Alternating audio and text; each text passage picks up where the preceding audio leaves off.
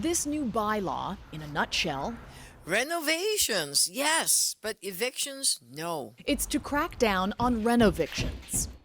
This bylaw will protect tenants from needless evictions. It will end the practice of using renovations as an excuse to evict tenants so that they could escape the rent control law.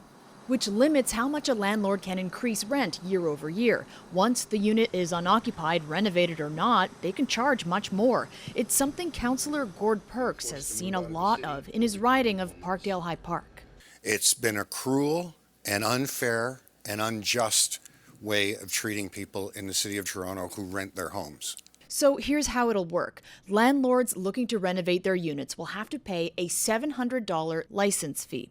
They need to have building permits ready, including a report from an engineer or architect agreeing that the unit needs to be vacant for the repairs. If a tenant chooses to return after the reno, the landlord needs to plan to find another place for the tenant to stay for a similar rent. Or, if that's not possible, they can pay the difference or rent gap between the cost of the old place and the temporary unit the tenant moves into. If the tenant chooses not to return, the landlord must pay a lump sum equal to 3 months of that rent gap. The landlord will also have to pay for moving fees, and if the bylaw is violated, there's a $100,000 fine. How do landlords feel about this?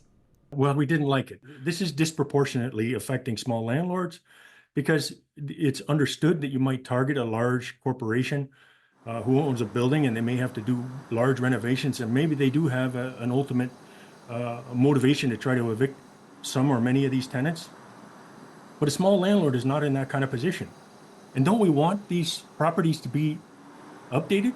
Tenant advocates, meanwhile, I am very satisfied, or I hope the bylaw will mean that nobody has to face a rent eviction again. It is horrible to lose your home, to be displaced from your community.